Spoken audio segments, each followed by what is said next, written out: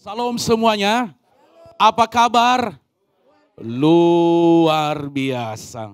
Saya senang sekali ada di antara Bapak Ibu hari ini.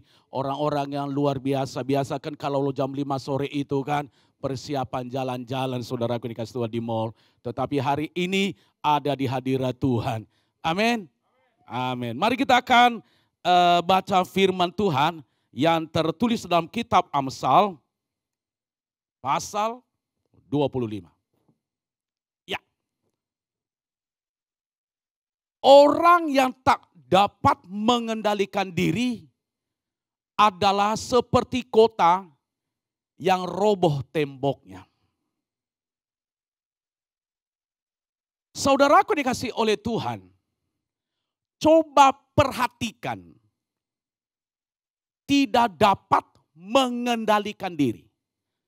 Atau kalau boleh saya katakan di sini, emosinya meluap-luap. Tersinggung sedikit sudah apa? Hah?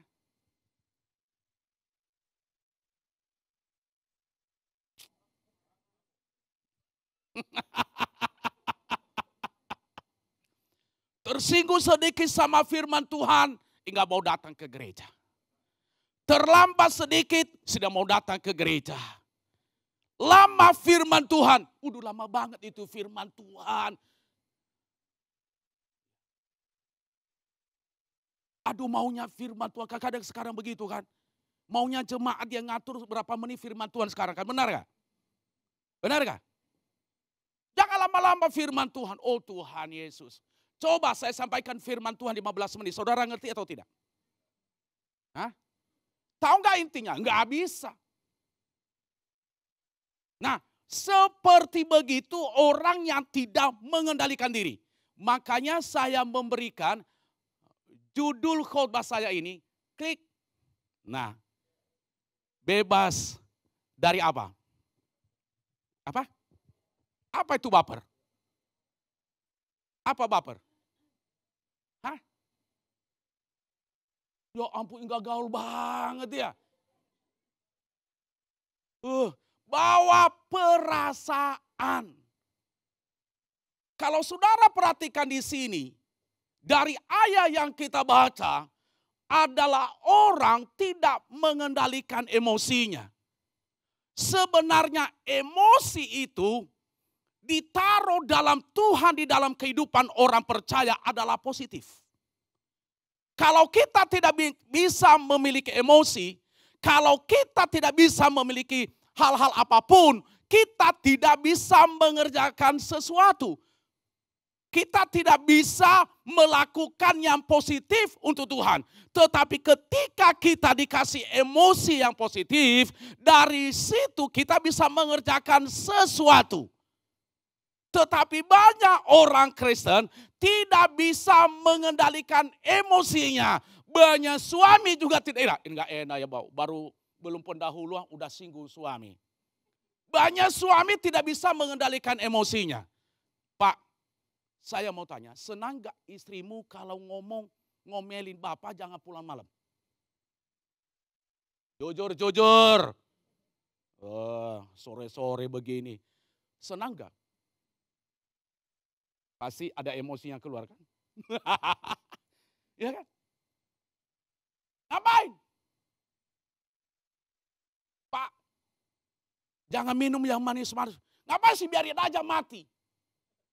Loh, Pak, tujuan daripada istri supaya bapak jangan kena penyakit gula. Benar gak? Itu kalau dia mengendalikan emosimu. Istri ngomong, Pak jangan tidur sampai jam 1 pagi. Kalau perlu jam 10 paling terlambat. Udah biarin aja sih. Paling-paling nanti kena vertigo. Biarlah sesuai dengan perkataanmu saya doain. Itu orang yang baperan. Itu orang yang tidak bisa mengendalikan emosi. Tetapi kalau dia suami yang bisa mengendalikan emosi dan berkata. Kan ada kata-kata yang terima kasih banyak loh. Engkau sudah menjadi berkat bagi saya. Loh kok saya menjadi berkat? Engkau selalu mengingatkan saya pakai etika segala macam lagi. Etikanya tinggi banget. Engkau selalu mengingatkan saya. Enak gak? Enak gak? Tetapi banyak sekarang, begitu juga sebaliknya. Banyak orang yang tidak bisa dibilangin akhir-akhir ini. Anak-anak muda kalau dibilangin sama orang tuanya, oh Tuhan Yesus nak, kamu jangan main HP terus. Udah biarin aja. Padahal yang beli kuota siapa? Siapa? Ayo anak-anak muda, siapa yang beli kuotanya? Hah? Bapak ke. Saya mau tanya siapa yang nyuci di rumah? Mama ke. Benar gak? Gak ada yang berani jawab kan? Saya tahu dari muka-mukanya. Kadang-kadang anak-anak muda cepat sekali emosi. Kalau orang tua nasihati. Maka yang dikatakan tadi seperti apa? Klik ayatnya lagi, sekali lagi. Makanya coba ayatnya. Orang yang tak dapat mengendalikan diri adalah seperti kotanya roboh temboknya. Coba akibatnya seperti kota yang roboh temboknya. Apa akan terjadi kalau roboh tembok kota itu? Apa yang masuk di dalam? Apa yang masuk di dalam? Maling lah. Benar kan? Makanya kalau kita tidak bisa mengendalikan emosi, banyak yang datanglah seluruh antek-anteknya berkumpul. Benar kan? Antek-antek itu marahlah, caci maki, merendahkan orang dan segala macam. Makanya saya tulis di dalam pendahuluan saya di sini. Klik dalam pendahuluan. Sebagai orang percaya, benar. Kita dipanggil untuk hidup dengan hati yang kuat. Katakan bersama dengan saya, hati yang kuat. Penuh kasih. Dan bebas dari emosi yang mudah tersinggung.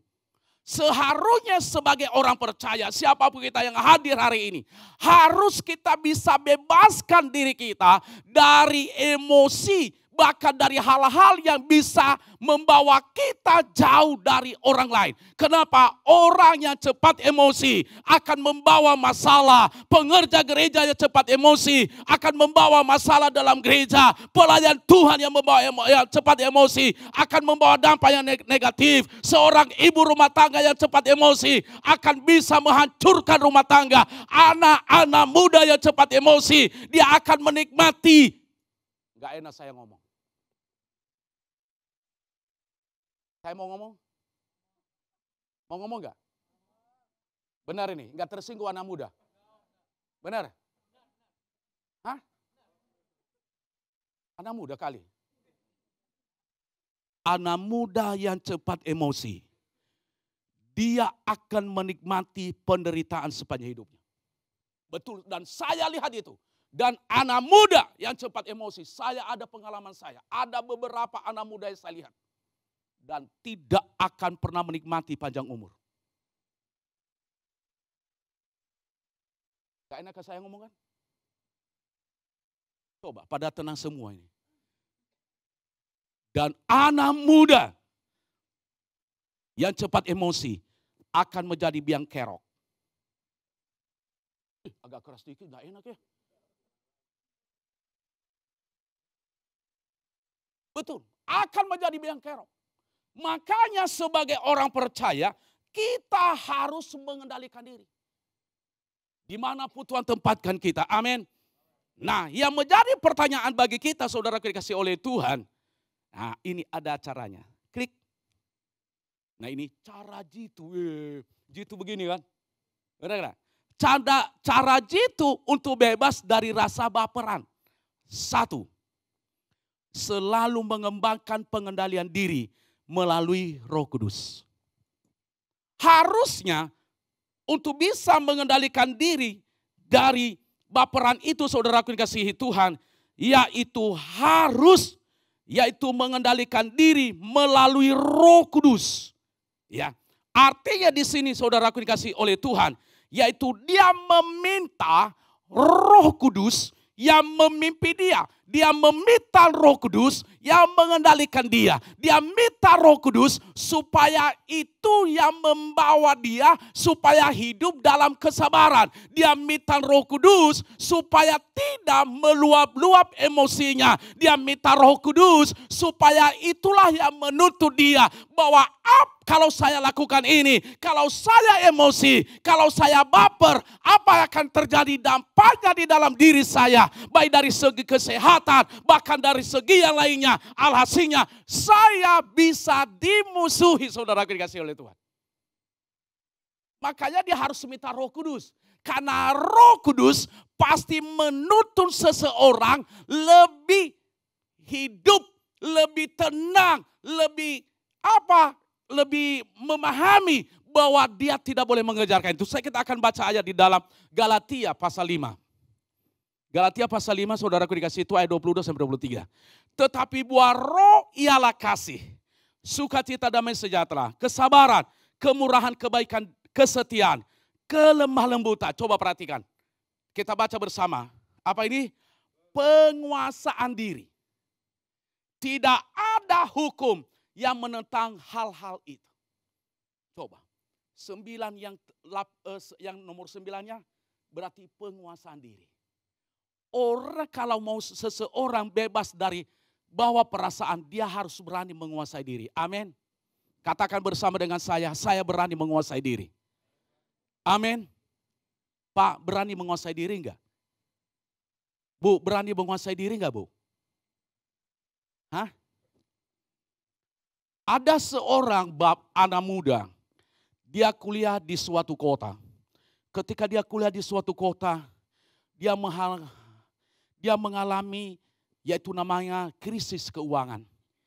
Dia kirimlah WA kepada bapaknya. Isinya begini, Pak, saya sudah habis keuangan. Buat apa? Kenapa bisa habis keuanganmu? Iya, karena saya beli kuotanisasi. Ya, saya beli yaitu HP-nisasi, HP baru maksudnya kan. Saya beli yaitu beras-nisasi. Saya beli Indominisasi. Bapaknya, hebat juga ya kamu ya.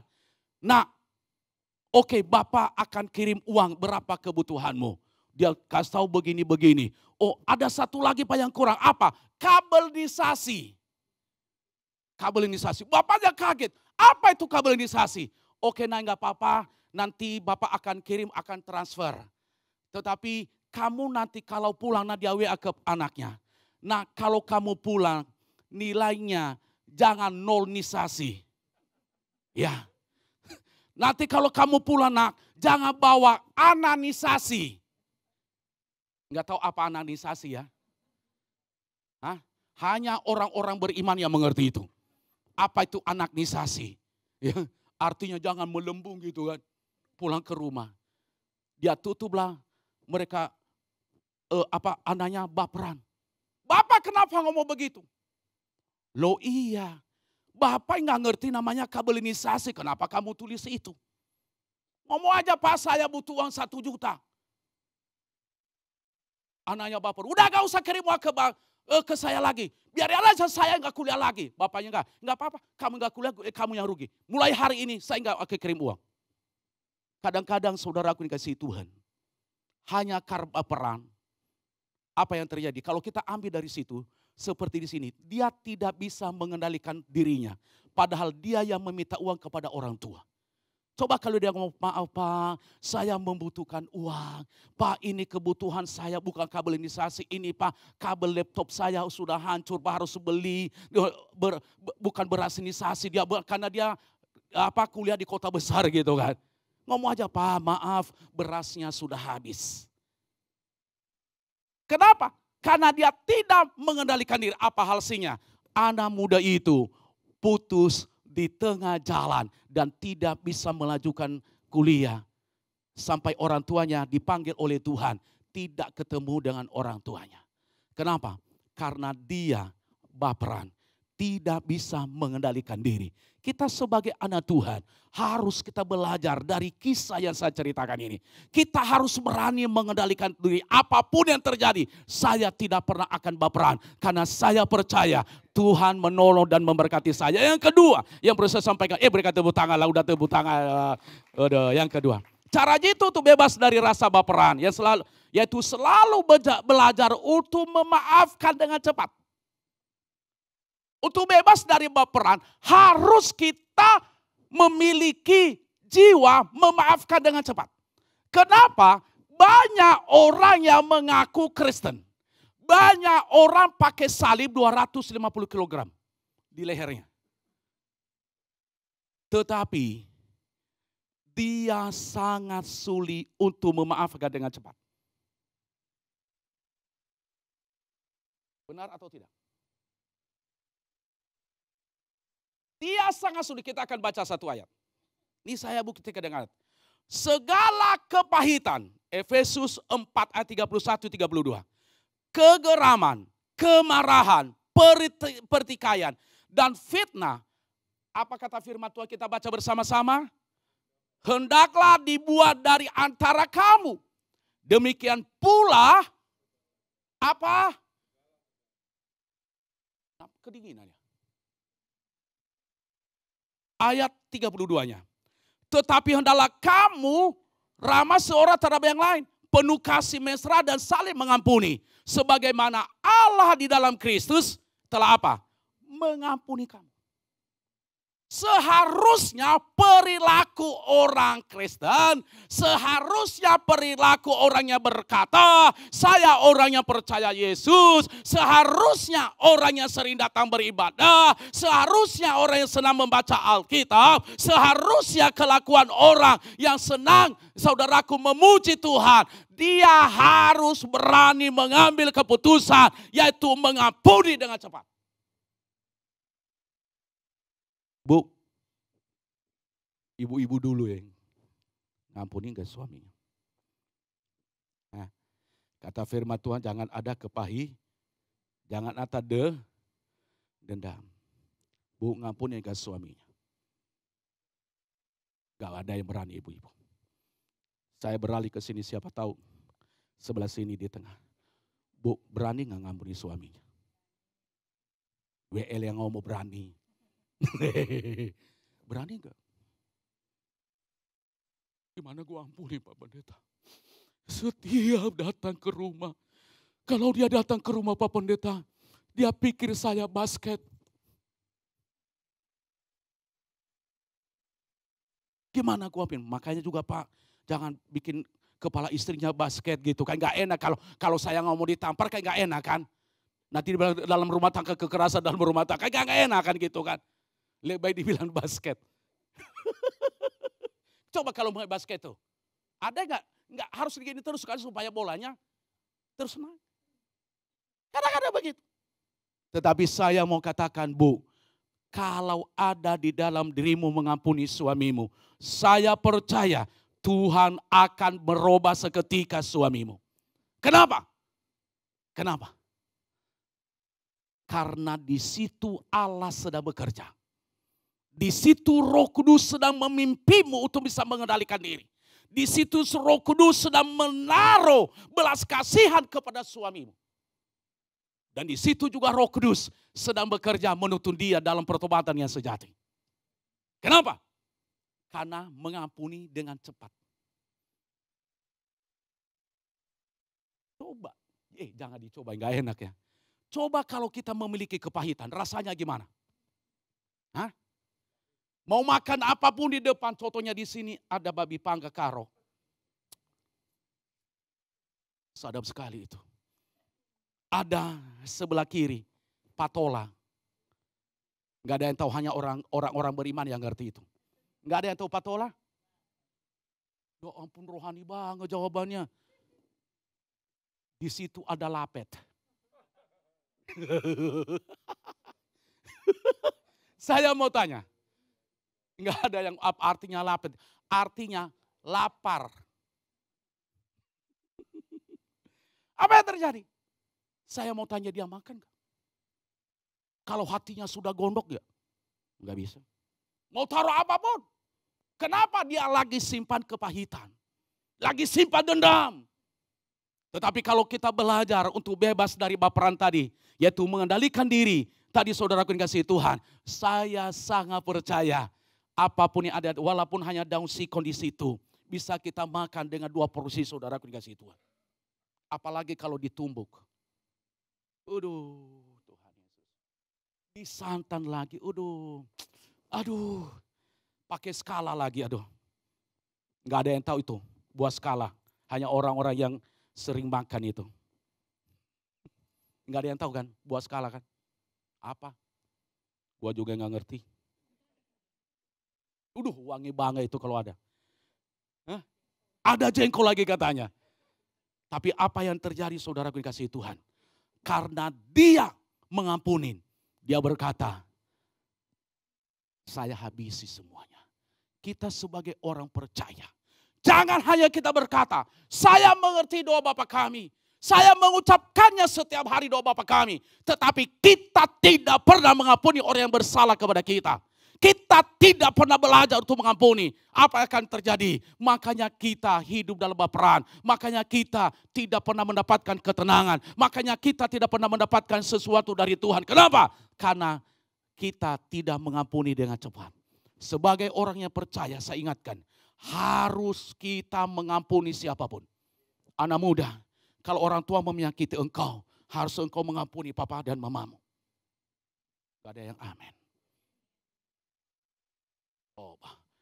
Ya, masa ngampuni bapaknya, mamanya dulu 9 bulan dalam kandungan, masa lu sakit hati sama mamanya? Gak pernah mamanya berkata, gua taruh dulu di freezer kamu 3 bulan, gak pernah. Dia jalan-jalan, saudaraku dikasih Tuhan, seorang mama itu bagi saya adalah sangat hebat. Kenapa? Walaupun dia sakit, anaknya berkata, mas sakit, tidak. Yang penting anaknya sehat. Walaupun mamanya lapar, hanya nasi 1 porsi. Anaknya berkata, mas sudah makan, sudah nak. Padahal dia lagi kelaparan, saudaraku dikasih Tuhan. Seorang mama, walaupun dia belum sarapan, yang penting anaknya sarapan. Anaknya berkata, mas sudah sarapan. Sudah, pada sarapannya nanti jam 6 sore, saudaraku dikasih Tuhan. Masih kurang ajar sama orang tua? Masih lapori anakmu ke orang tuamu ke polisi?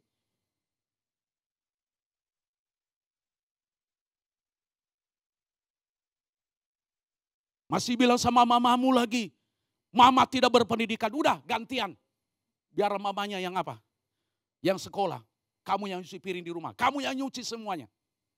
Kadang-kadang begitu naifnya seorang anak muda ngomong sama orang tua, karena dia tidak memiliki pengendalian diri. Tapi kalau dia mengerti kebenaran, dia berkata, saya tidak berani melakukan itu. Kenapa? Harus saya mengampuni mama saya. Saya tidak perlu ada kepahitan di dalamnya. Amin yang ketiga. Cara jitu itu bebas dari rasa baper. Selalu fokus pada hal yang positif dan suci. Ayatnya, kita akan baca ayatnya. Jadi akhirnya, Filipi 4 ayat 8, kita akan baca bersama-sama dah. 3, 2. Jadinya akhirnya, saudara-saudara, semua yang benar, semua yang mulia, semua yang adil, semua yang suci, semua yang manis, semua yang sedap didengar, semuanya disebut kebajikan dan patut dipuji, pikirkanlah semuanya itu. Waduh, sadap sekali ini. Semuanya harus ada di dalam diri kita kalau bebas dari baperan.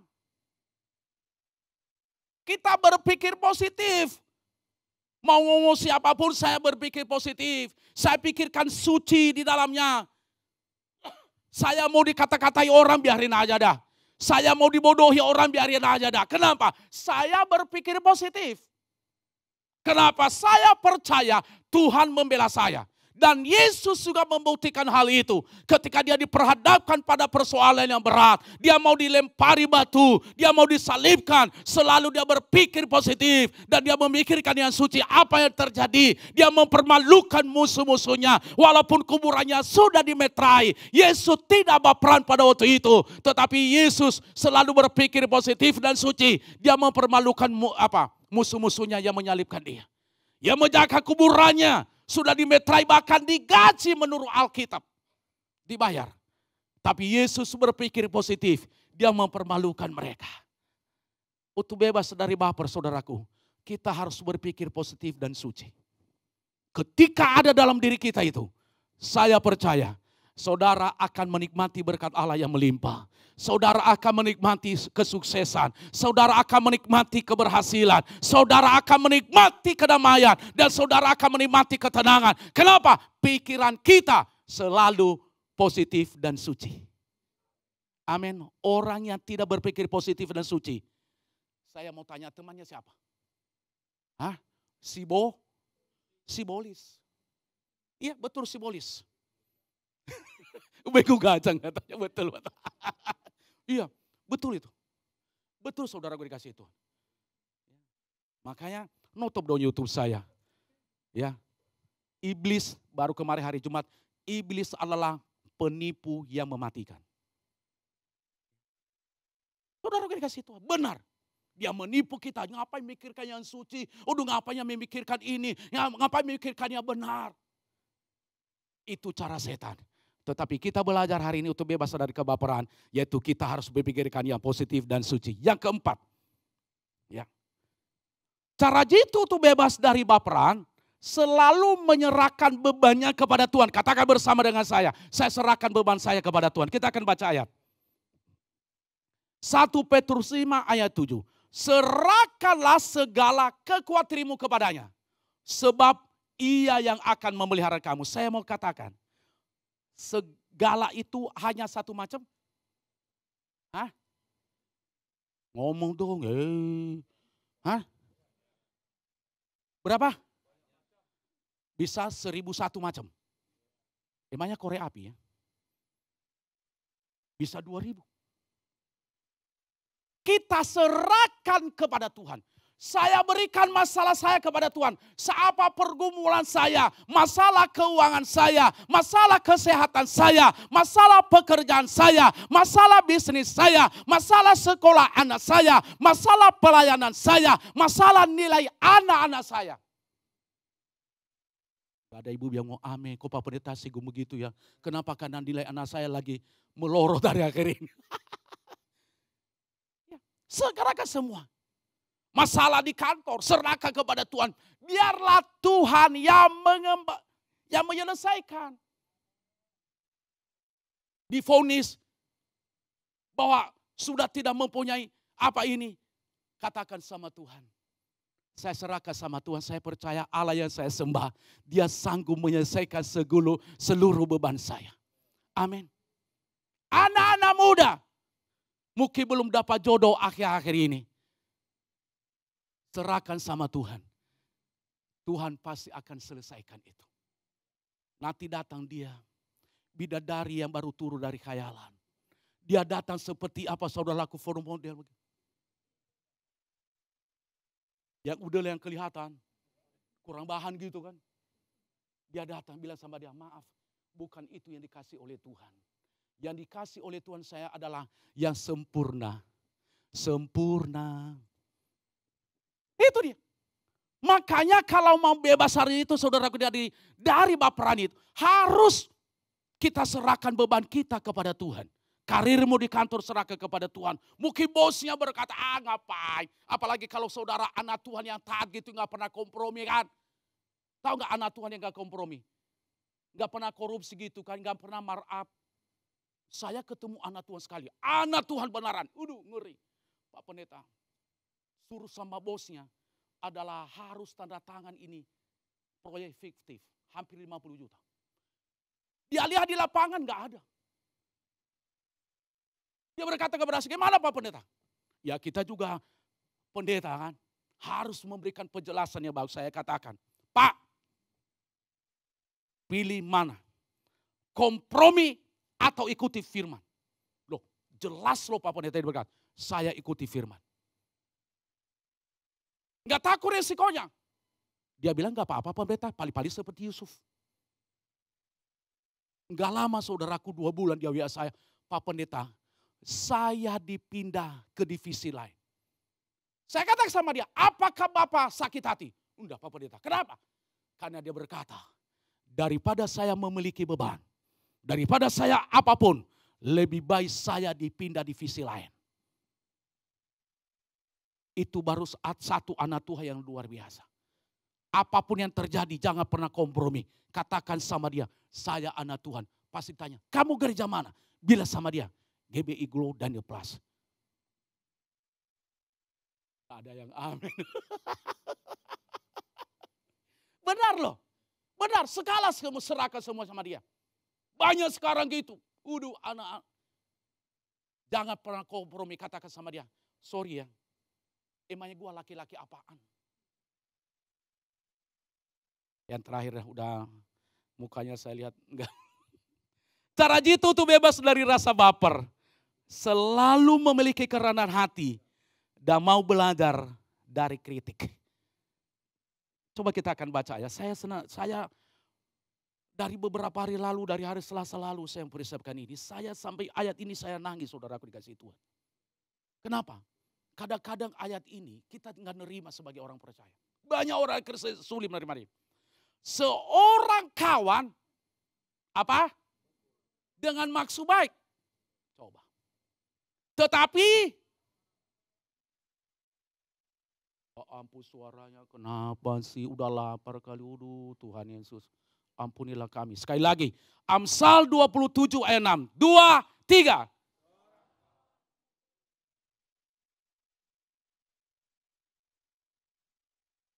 Saya mau tanya, mana lebih senang? Kalimat pertama atau yang terakhir? Kenapa senang? Hah? Saya lebih senang langsung ditusuk saat itu.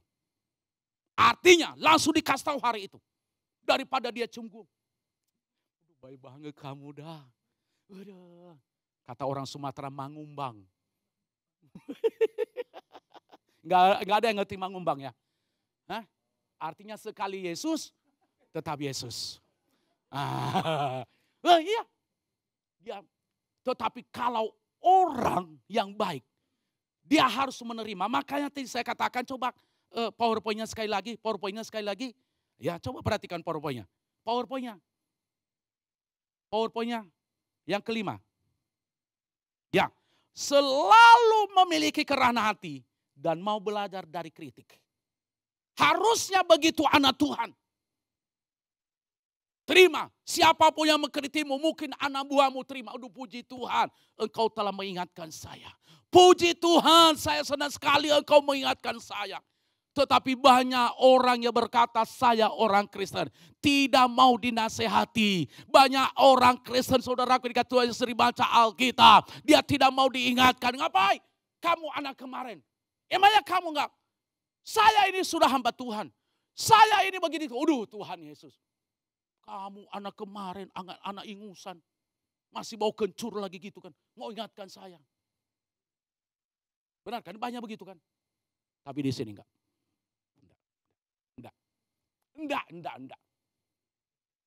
Enggak ada di sini. Orang baik semuanya. Pak, kadang-kadang anak kita mengingatkan kita. Karena dia sayang sama kita. Mungkin anaknya berkata, Pak berhenti mabok Pak. Mungkin anak kita berkata, Pak berhenti ngerokok Pak. Nanti Bapak akan asma.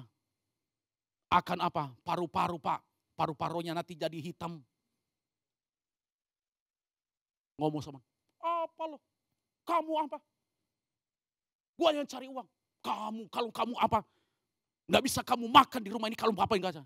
Oh Tuhan Yesus, anak berkata, udah kalau begitu Bapak nggak bisa diingatin ya. Coba, karena dia sayang sama kita. Coba tadi, kita baca ayatnya. Lebih baik seorang kawan memukul dengan maksud baik. Tetapi seorang lawan mencium secara berlimpah-limpah. Itu namanya Yudas. Saya melihat dalam Alkitab. Ada beberapa orang yang diingatkan di dalam Alkitab.